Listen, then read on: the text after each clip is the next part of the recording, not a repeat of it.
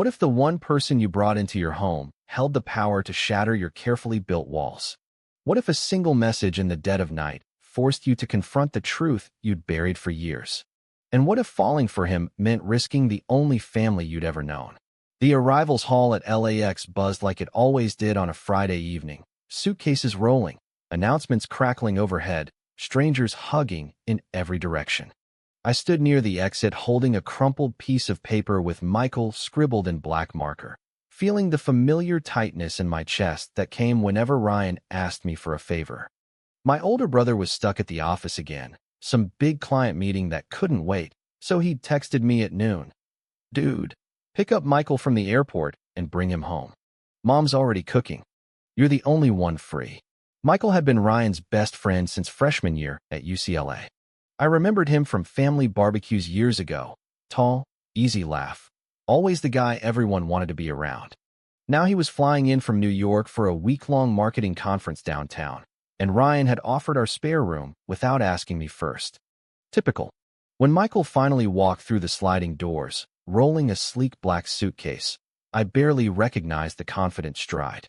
He was 25, 2 years older than me, with sandy blonde hair that caught the terminal lights and blue eyes that scanned the crowd until they landed on me. His face broke into a genuine smile. "Elliot, man, you're all grown up. Last time I saw you, you were still in high school." We shook hands. His grip was warm, steady. "Good to see you, Michael. Ryan says sorry he couldn't make it." "No worries. I appreciate the ride." The conversation in my old Toyota Camry flowed easier than I expected.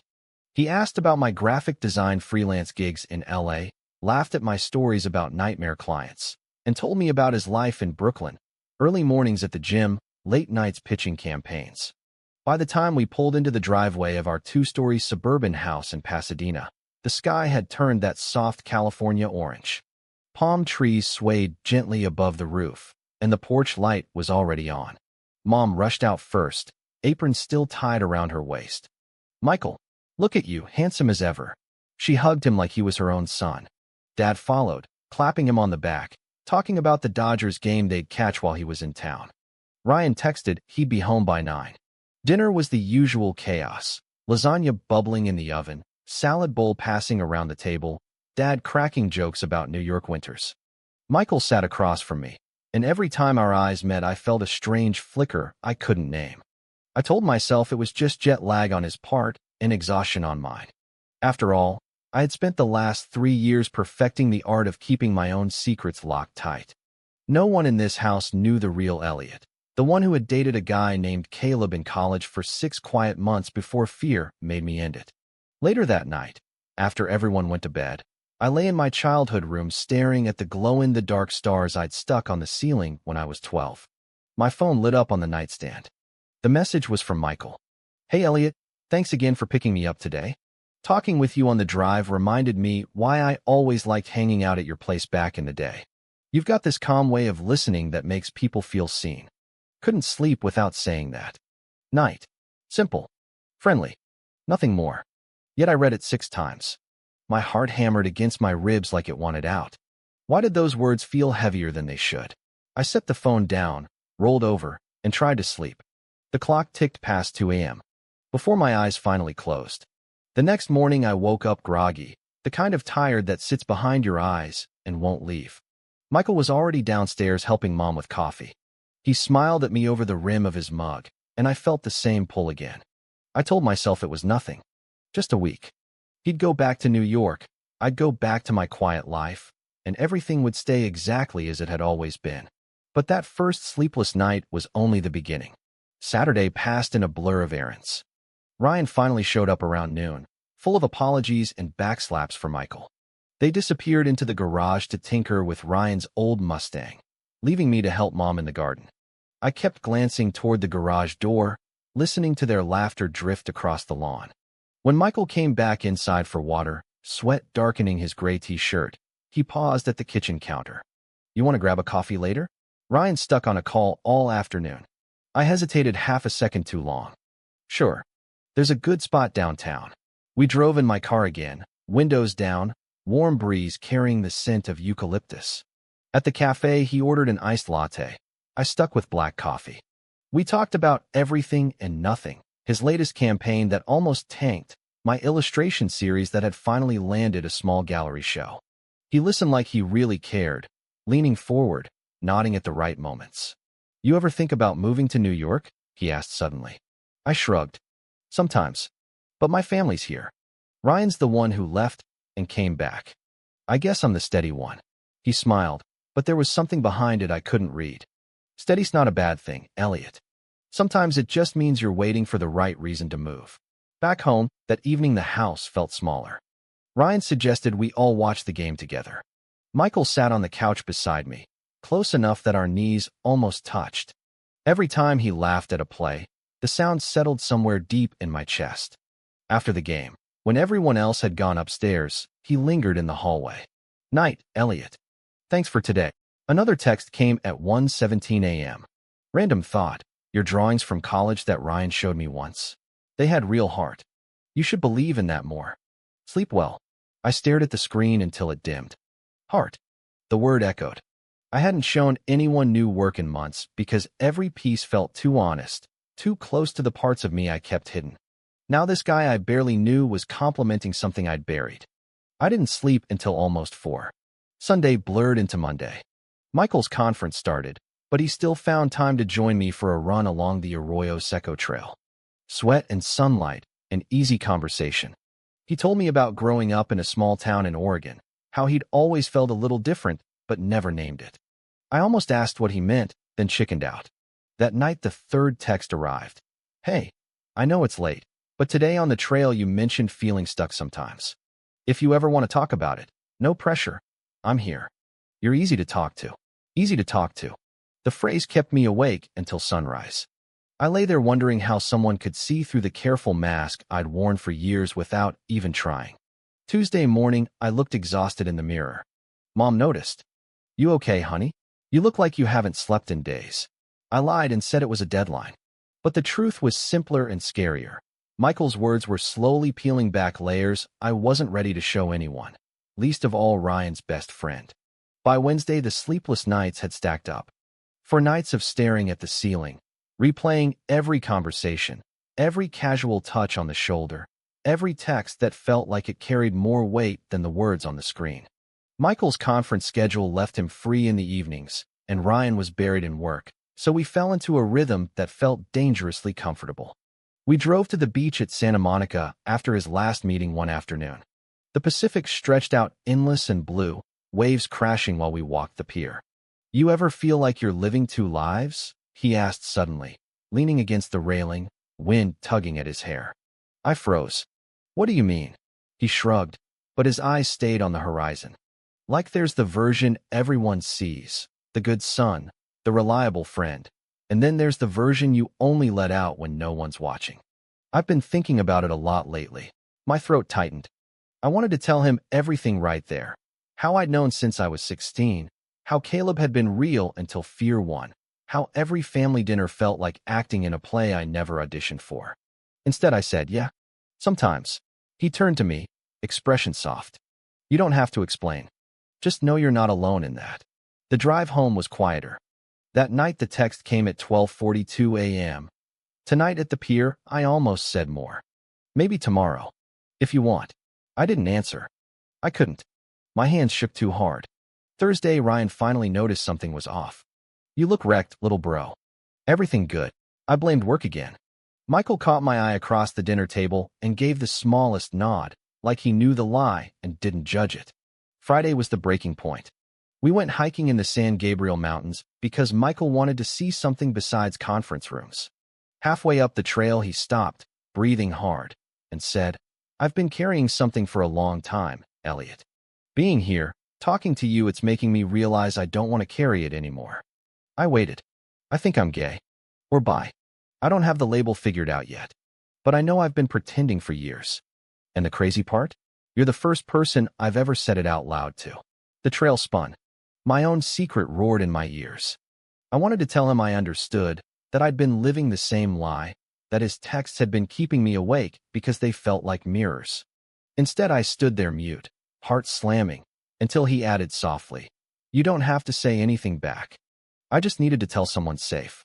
We hiked back down in silence that wasn't uncomfortable, just heavy with possibility. That night, I didn't even try to sleep. I sat on the edge of my bed rereading every message he'd sent, tracing the slow build from friendly to something deeper. For the first time, the sleeplessness didn't feel like torture. It felt like the beginning of waking up. Saturday morning, the house woke to the smell of pancakes and the sound of Ryan and Dad arguing about football in the kitchen. Michael helped Mom flip them, laughing at her stories like he belonged there. I watched from the doorway, chest tight with everything I still hadn't said. After breakfast, Ryan pulled me aside. "Hey, you and Michael have been hanging out a lot. That's cool, man. He's a good guy. Just don't get too attached. He's heading back to New York next week." The words landed like a warning I hadn't asked for. I nodded, but inside something cracked. Michael and I spent the afternoon at the Getty Museum because he wanted to see the architecture. We wandered the gardens, sunlight filtering through olive trees, and the conversation turned careful. He didn't push about his confession, I didn't offer mine. But the air between us had changed, charged, aware. On the way home, my phone buzzed in the cup holder. I glanced at the screen while stopped at a light. Michael had texted from the passenger seat. "I meant what I said on the trail. You feel safe. If you ever want to talk about your side of the story, I'm still here." I almost swerved. That evening, Ryan suggested we all go out for burgers. At the restaurant, a guy at the next table made a casual homophobic joke to his friends. Nothing loud, just the kind of throwaway comment that slices through the air. Michael's jaw tightened. He leaned over and said quietly to me, "People like that make me tired." Ryan didn't notice. He was scrolling his phone. But I saw the way Michael's shoulders stayed tense the rest of the meal. Later, alone in my room, the guilt hit. He had trusted me with his truth, and I was still hiding mine. I typed and deleted 3 different replies before sending. "I'm listening. Whenever you're ready to hear mine too." His answer came instantly. "Tomorrow?" I didn't sleep again. Sunday morning, we took a long drive up the coast toward Malibu, windows down, radio low. Somewhere between the cliffs and the ocean, he finally asked, "So your side?" I told him everything. College, Caleb, the fear that had kept me silent at every family dinner, the way I'd convinced myself that staying hidden was safer than being honest. When I finished, my voice was hoarse. He reached over and rested his hand on mine for 3 full seconds before pulling back. "Thank you for trusting me." The touch lingered on my skin long after we got home. But that night, Ryan walked into the living room while Michael and I were sitting on the couch talking quietly, and something in his expression shifted, just a flicker of suspicion. He didn't say anything, but the air in the house felt different. Heavier. Monday, the misunderstanding exploded. Ryan cornered me in the garage. "Look, I'm not stupid. You two have been glued at the hip. If something's going on, you need to tell me. Michael's my best friend, Elliot. I don't want drama." I lied again. "We're just friends." He didn't look convinced. That evening, Michael's last conference session ran late, and when he got back, he found me on the porch staring at the stars. "Your brother asked me if anything was happening between us," he said quietly. I told him the truth, no, but I hated lying. We sat in silence until he added, "I leave in 2 days. Maybe it's better this way." The words stung more than I expected. I went to bed knowing sleep wouldn't come, because tomorrow I might lose the only person who had ever seen the real me. Tuesday felt like a countdown. Michael packed his suitcase in the guest room while I pretended to work at the dining table. Every zipper pull sounded final. Ryan was unusually quiet, watching us both with careful eyes. Mom sensed the tension and tried to lighten it with stories about old vacations, but the laughter rang hollow. In the afternoon, Michael asked if I'd drive him to the beach one last time. We parked near the pier and walked until the crowd thinned. The ocean roared, gulls wheeled overhead, and he stopped at the water's edge. "I didn't come here looking for any of this, Elliot. But meeting you, really meeting you, changed something. I'm not going back to New York the same person." I swallowed hard. "Then don't go back the same. Stay honest. With yourself at least." He smiled sadly. "I will. But I need you to do the same." That night, the final text arrived at 11:58 p.m. If I could stay longer, I would. "You deserve someone who sees you, Elliot. I hope you find the courage to let them. Thank you for everything." I read it until the screen blurred. Sleep never came. At 3 a.m., I walked downstairs and found Michael sitting on the couch in the dark, staring at his phone. He looked up. Couldn't sleep either? We talked until dawn, about fear, about family, about the version of ourselves we owed the world. When the sky lightened, he said softly, "I think I'm falling for you, Elliot. And that terrifies me because I don't want to hurt Ryan or your family." The confession hung between us like morning mist. I didn't have an answer yet. I only knew that for the first time the sleepless nights felt like preparation instead of punishment. Wednesday morning, Ryan drove Michael to the airport because it's my best friend. I should do it. I stood on the porch watching the car pull away, chest hollow. Mom hugged me from behind. "You'll miss him, won't you?" I nodded because lying had become too heavy. The house felt empty the rest of the day. I opened my sketchbook for the first time in weeks and drew the curve of Michael's smile against the ocean. The lines came easy, honest. That night, I finally slept, deep and dreamless, because the truth, even unspoken, had started to set me free. The week after Michael left stretched long and quiet. Ryan didn't mention him much, but I caught him watching me with new questions in his eyes. I threw myself into work, finishing the gallery series and sending it off. Every drawing carried pieces of the conversations we'd had, pieces of the courage he'd handed me without knowing. 2 weeks later, my phone buzzed with a New York number. Michael's voice on the other end sounded tired but steady. I told my parents. "It wasn't perfect, but it's done. How are you holding up?" I told him about the drawings, about the way the house felt different, about the night I finally sat Ryan down and said the words I'd practiced for years. "I'm gay, and I need you to know that." Ryan had stared, then hugged me awkwardly and said, "It's a lot to take in, but you're still my brother. Not perfect, not easy, but real." Michael laughed softly. "Look at us, both choosing honesty at the same time." We talked every few days after that. Slowly the distance shrank. He flew back for a long weekend in October, and this time when he walked through the airport doors, I didn't hold back. On the drive home, he reached for my hand across the console, and I let him. Ryan met us at the house with a careful smile. "You two look happy." It was enough. Family dinners still carried awkward pauses, but Mom started asking Michael about his life in New York like he was already part of the circle. Dad told old stories and didn't flinch when we sat close. The world didn't end. It simply opened. Months later, standing on the same pier where everything had started, Michael turned to me under the string lights. "I never thought bringing me home would lead here." I smiled. Neither did I, but I'm glad it did. The sleepless nights had been the price of waking up, and waking up had been worth every hour.